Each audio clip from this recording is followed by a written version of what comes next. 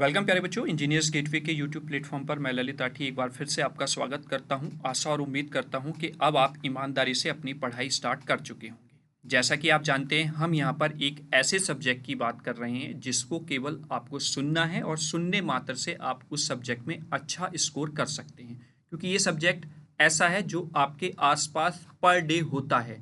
वो घटनाएं जो क्वेश्चंस की फॉर्म में पूछी जाती हैं वो आपके जीवन में कहीं ना कहीं होती हैं, तो उसको आप बहुत अच्छे से जानते हैं। ये सब्जेक्ट है एनवायरनमेंट एंड इकोलॉजी। इसके बारे में आप बहुत अच्छे से लिख सकते हैं। बस यहाँ से आपको एक थोड़ा सा गाइडेंस ये मिलना है कि आपको क्वेश्चन को समझना है और किस तरीके से आप उसको लिखेंगे, वो आपको यहाँ से हेल्प मिल जाएगी।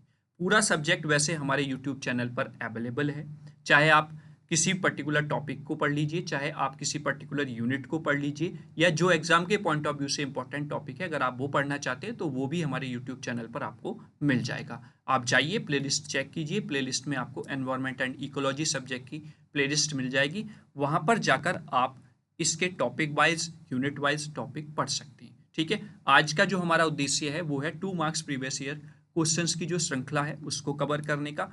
आज उसका हम पार्ट नंबर 3 यहाँ पर कवर करने वाले हैं। इससे पहले 2 पार्ट्स हो गए हैं। पहले पार्ट में हमने 10 क्वेश्चन लिए थे, दूसरे पार्ट में हमने 7 क्वेश्चन लिए थे। क्योंकि हम प्रीवियस ईयर के क्वेश्चंस ही यहाँ पर कर रहे हैं, तो प्रीवियस ईयर के क्वेश्चंस जो पूछे गए हैं प्रीवियस ईयर के पेपर में वो हमने वहाँ पर पेपर वाइज लिए हैं। पहले पेपर में जो हमने लिया था उसमें 10 क्वेश्चंस थे। पुराने पैटर्न पर वो क्वेश्चन था, पेपर बना हुआ था, तो वहाँ पर 10 क्वेश्चन पूछे गए थे। उसके बाद पैटर्न चेंज हुआ। सेक्शन ए में 7 क्वेश्चन आपसे पूछे जाते हैं। 14 मार्क्स का सेक्शन ए रहता है।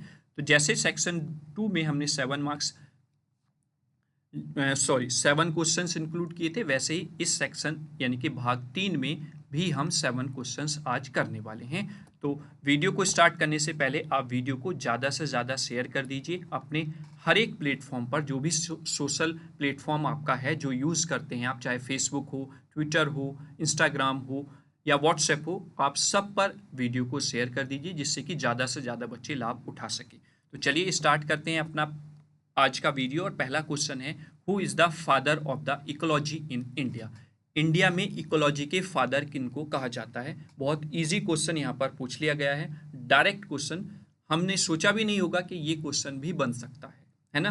तो इंडिया में जो फादर हैं इकोलॉजी के वो हैं रैमड्यू मिश्रा। लेकिन आप केवल नाम लिख कर आएंगे तो 1 नंबर आपको मिलेगा। थोड़ा सा उनके बारे में भी बताना पड़ेगा कि रैमड्यू मिश्रा को इकोलॉजी का फादर इंडिया में क्यों कहा जाता है, बस ये आपको बताना है। तो Ramdeo Mishra is known as the father of ecology in India for pioneering ecological research and educational in country. मतलब जो उन्होंने एनवायरनमेंट को लेकर, इकोलॉजी को लेकर रिसर्च की हैं, एजुकेशंस के रिगार्डिंग, या फिर अपने रिसर्च किए हैं किसी पर्टिकुलर रीजन को लेकर, उसी वजह से इनको फादर ऑफ इकोलॉजी कहा जाता है इंडिया कंट्री में।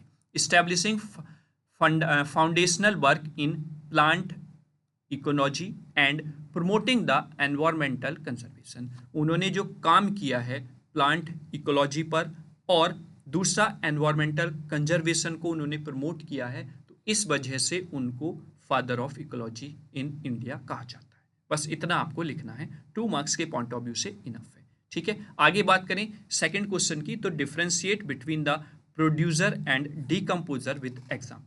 तो प्रोड्यूसर्स कौन से होते हैं? प्रोड्यूसर्स वो होते हैं जो खाना बनाते हैं, प्रोड्यूस करते हैं। ठीक है, डीकम्पोजर वो होते हैं जो फाइनली जो डेड होती हैं बॉडीज उनको डिकम्पोज कर देते हैं, है ना। और एग्जाम्पल्स के साथ इसको लिखना है। तो प्रोड्यूसर्स की अगर हम बात कर दें तो प्रोड्यूसर्स का रोल क्या है? प्रोड्यूसर्स का रोल है produce their on food through photosynthesis या केमोसिंथेसिस। ठीक है, इन मेथड्स की मदद से जो अपना खाना बनाते हैं वो प्रोड्यूसर्स कहलाते हैं। जैसे उसमें प्लांट्स हो गए, एल्गीज हो गए, काइनोबैक्टीरियाज हो गए हैं। साइनोबैक्टीरियाज बोलिए, काइनोबैक्टीरियाज एक ही बात है। ठीक है, तो ये इसके एग्जाम्पल हो जाते हैं। वहीं पर डीकम्पोजर्स की बात करते हैं तो डीकम्पोजर्स का रोल क्या होता है? Break down dead organic matter, recycling nutrient back into the ecosystem. मतलब जो डेड बॉडीज हैं उनको या उनके जो ऑर्गन्स हैं उनको क्या कर देते हैं? ब्रेक कर देते हैं। ब्रेक करके जो उनके न्यूट्रिएंट्स हैं वो दोबारा से रिसाइकल कर देते हैं इकोसिस्टम में, और वो फिर साइकिलिंग पूरी कंप्लीट हो जाती है। उसके लिए डिटेल में आप इनको हमारे यूट्यूब चैनल पर पढ़ सकते हैं। बहुत डिटेल में वो सारी चीज़ें आपको वहाँ पर बताई गई हैं, प्रोड्यूसर, कंज्यूमर, डिकम्पोजर, फिर फूड वेव और आपका वेब साइकिल, ये सारी चीज़ें वहाँ पर हमने अच्छे से डिस्कस की हैं फूड चेन के बारे में, है ना। तो वो जाकर आप पढ़ सकते हैं। एग्जाम्पल में हम बोलें फंगी, बैक्टीरिया या अर्थवॉर्म्स, तो ये सब एग्जाम्पल्स हैं आपके डिकम्पोजर के। यही दो टर्म्स आपसे पूछी गई थी। तो अगर मैं बात करूं यहाँ पर, तो 1 मार्क्स का आपका प्रोड्यूसर हो जाता है विद एग्जाम्पल, दूसरा 1 मार्क्स का हो जाता है डिकम्पोजर विद एग्जाम्पल। ठीक, चलिए क्वेश्चन नंबर 3 की हम बात कर लेते हैं। क्वेश्चन नंबर 3 क्या कह रहा है, can any source of energy be pollution free, describe it briefly. तो सोचिए कौन सा ऐसा सोर्स ऑफ एनर्जी है जो पॉल्यूशन फ्री है। सबसे पहले ही हमारे माइंड में आता है सोलर एनर्जी, यानी कि जो हमें सन से एनर्जी मिल रही है। फिर उसके बाद हम कह सकते हैं wind energy, hydro power energy, geothermal energy. These are the pollution free sources of energy, जिनको हम रिन्यूएबल एनर्जी रिसोर्सेज भी बोल सकते हैं। ठीक है, तो क्वेश्चन नंबर 3 में अगर हम बात करें तो रिन्यूएबल एनर्जी सोर्सेज जो होते हैं, आप उनको ये कह सकते हैं 90% these are the pollution free. जैसे सोलर एनर्जी हो जाती है, जिससे हम इलेक्ट्रिसिटी जनरेट करते हैं, तो कहीं ना कहीं ये पॉल्यूशन फ्री होती है। वहीं पर विंड एनर्जी है, विंड एनर्जी भी कहीं ना कहीं पॉल्यूशन फ्री होती है। वहीं पर hydro power energy, hydro power से जो हमें एनर्जी मिलती है, this is also pollution free type of energy। and last one is geothermal energy। geothermal energy भी एक तरीके से आपका pollution free energy रहता है। तो आपसे pollution free energy की बात की गई है, तो pollution free energy में आप ये पॉइंट्स यहाँ पर मेंशन करेंगे, और चूंकि ब्रीफली डिस्क्राइब भी कराया गया तो थोड़ा थोड़ा आप उनके बारे में लिख देंगे। और इन्हीं को हम रिन्यूएबल एनर्जी रिसोर्सेज भी बोलते हैं। तो अगर आपसे रिन्यूएबल एनर्जी रिसोर्सेज करके क्वेश्चन पूछ ले तो भी आप इन्हीं को बताएंगे। ठीक है, आई होप क्वेश्चन नंबर 3 भी आपको क्लियर हुआ होगा। ठीक है, पॉल्यूशन फ्री एनर्जी मतलब वो होती है जो हमें एनर्जी प्रोवाइड करा रही है और वो पॉल्यूशन को कुछ भी हार्म नहीं पहुंचा रही है, तो उसको हम पॉल्यूशन फ्री एनर्जी बोल देते हैं, है ना।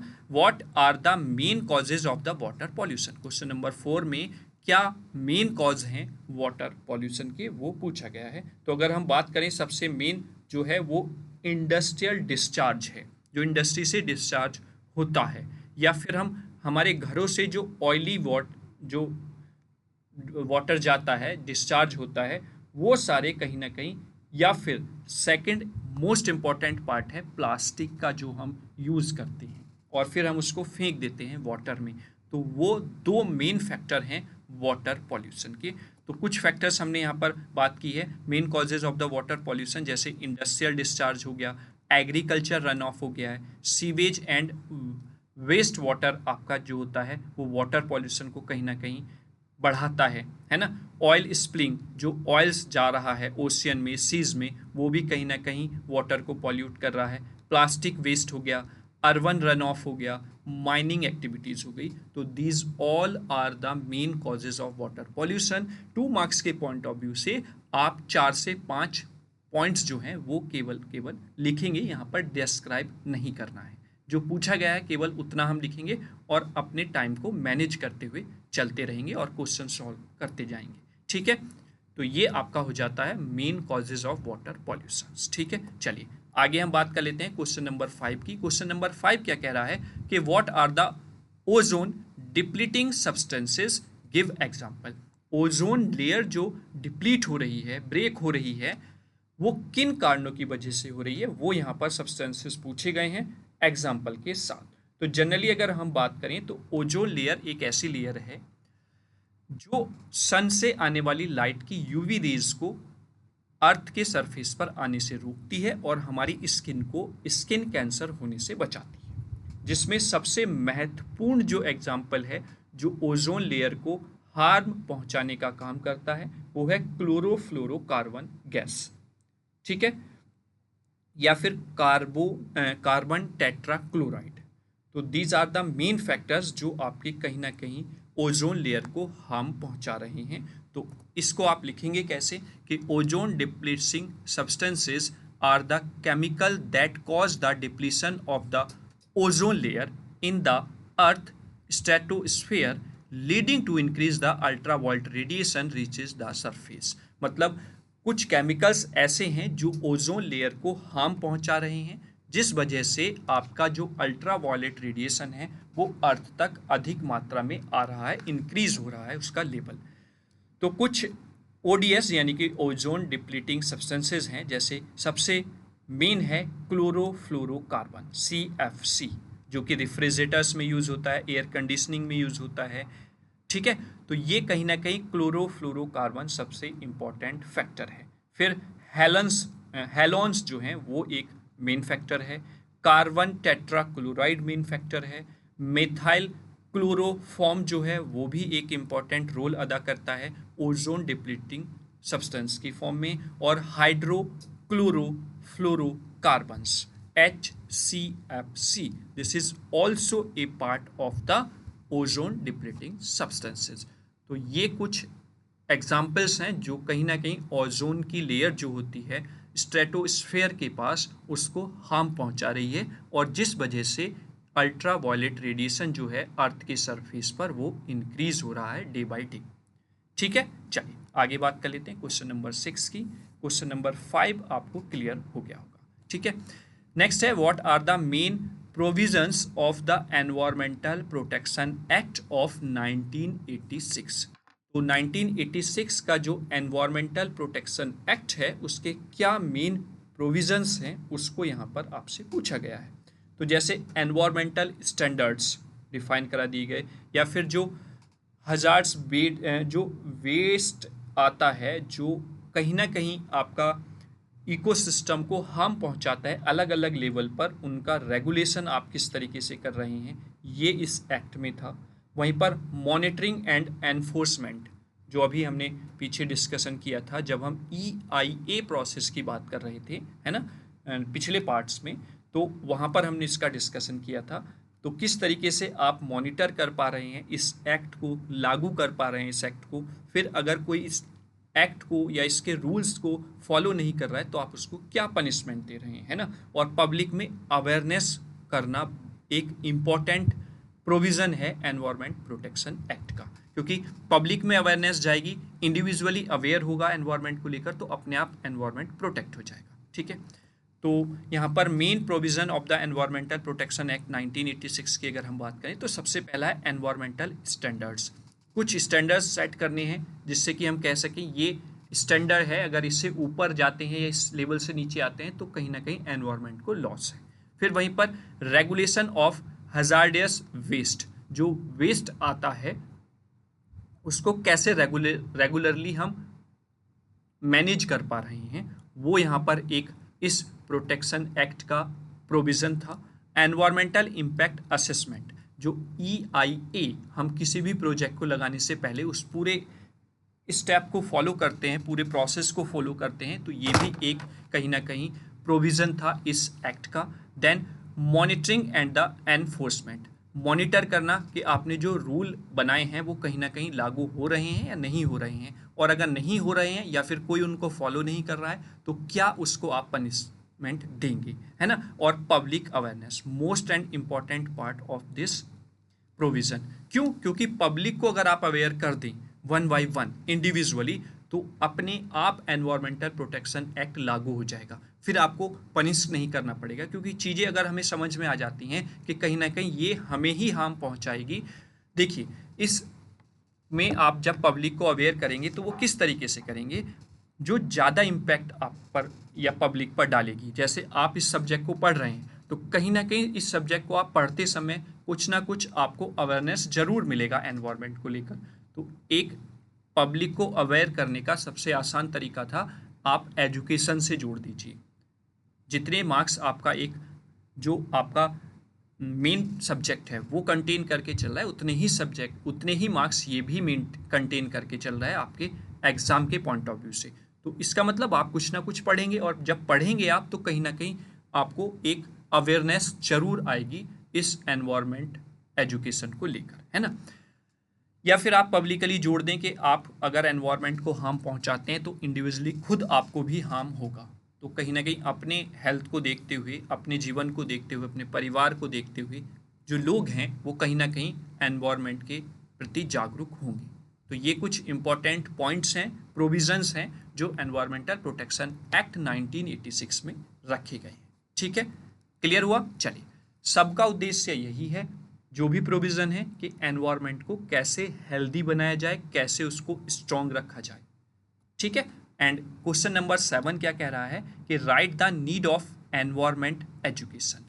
नीड क्या है एनवायरनमेंट एजुकेशन की? पब्लिक को अवेयर करना individually. Main need environment education की यही है, जिससे कि एनवायरनमेंट प्रोटेक्ट हो सके, हेल्दी एनवायरनमेंट मिल सके लिविंग थिंग्स को। ठीक है, चलिए, तो अगर हम एनवायरनमेंट एजुकेशन के नीड की बात करें तो environmental education is essential for fostering awareness and understanding of the environmental issues. मतलब अवेयरनेस और जो एनवायरनमेंट के इशूज हैं उनको समझना, ये एनवायरमेंटल एजुकेशन का मेन उद्देश्य है। If empower individually it empowers individually to make the informed decision, promotes sustainable practices, encourage the stewardship of natural resources, and help address challenges like the climate changes, pollution, biodiversity losses। Different तरीके में aware करना ही आपका environmental education का main उद्देश्य है। Finally ultimately it cultivates the responsible citizenship and active participation in environmental protection। और जब हम अवेयरनेस प्रोड्यूस कर देंगे तो कहीं ना कहीं हर एक सिटीजन जो है वो रेस्पॉन्सिबल बनेगा और एक्टिविटीज़ में पार्टिसिपेशन करेगा एनवायरनमेंट को प्रोटेक्ट करने के लिए। ठीक है, तो ये आपकी नीड है एनवायरमेंटल एजुकेशन की। क्लियर? आई होप आपको क्लियर हुआ होगा। नेक्स्ट देखते हैं। तो नेक्स्ट ये यहीं पर ख़त्म हो जाता है पार्ट नंबर 3। जैसा कि मैंने बताया था, इस पार्ट में भी हम 7 क्वेश्चन ही यहाँ पर कवर करने वाले हैं। तो thank you for watching this video. आपको वीडियो कैसा लगा उसके लिए आप कमेंट बॉक्स में कमेंट जरूर करें। केवल इस सब्जेक्ट को आपको सुनना है, सुनने मात्र के अलावा इस सब्जेक्ट में कुछ नहीं है। बस एक बार आप सुनते चले जाएंगे तो आपको क्वेश्चंस और किस तरीके से आपको लिखना है वो आपको पता चल जाएगा। और साथ ही साथ वीडियो को स्टार्टिंग में भी जैसे मैंने बताया, ज़्यादा से ज़्यादा अपने फ्रेंड्स के साथ, अपने क्लासमेट के साथ शेयर कीजिए, जिससे कि सभी बच्चे एंड ऑफ द एग्ज़ाम के जो समय है उस पर अच्छे से तैयारी कर सकें और इस एक ईजी सब्जेक्ट में अच्छे मार्क्स अचीव कर सकें और अदर सब्जेक्ट की भरपाई कर सकें, अगर कहीं पर आपको लगता है कि कोई सब्जेक्ट आपका अच्छे से तैयार नहीं है तो। ठीक है, तो ज़्यादा से ज़्यादा वीडियो को शेयर करें। कोई भी किसी भी प्रकार की आपको समस्या है एजुकेशन से रिलेटेड तो आप हमारे हेल्पलाइन नंबर 8273708952 इस पर आप हमसे व्हाट्सएप के माध्यम से, कॉल के माध्यम से या टेक्स्ट के माध्यम से संपर्क कर सकते हैं। आपकी जितनी हेल्प की जा सकती है वो हम यहाँ पर करने की कोशिश करेंगे। चलिए मिलते हैं अब नेक्स्ट पार्ट्स में इस सीरीज के, जो हमने एनवायरनमेंट एंड इकोलॉजी को पॉइंट ऑफ व्यू करके स्टार्ट की है। लगभग 4 या 5 पार्ट में ख़त्म हो जाएगी। तो आज 3 पार्ट हमने कर लिए हैं, या तो 1 या 2 पार्ट्स और आपके आने बाकी हैं। और ये भी जो हमने एनवायरनमेंट एंड इकोलॉजी को प्रीवियस ईयर के क्वेश्चंस पेपर को पॉइंट ऑफ व्यू करके ये सीरीज स्टार्ट की थी, ये भी यहाँ पर कंप्लीट हो जाएगी। पूरा कंप्लीट सब्जेक्ट आपका हमारे यूट्यूब चैनल पर ऑलरेडी अवेलेबल है, वहाँ पे जाकर आप बेनिफिट ले सकते हैं। ठीक है, तो चलिए थैंक यू सो मच। जय हिंद, जय भारत।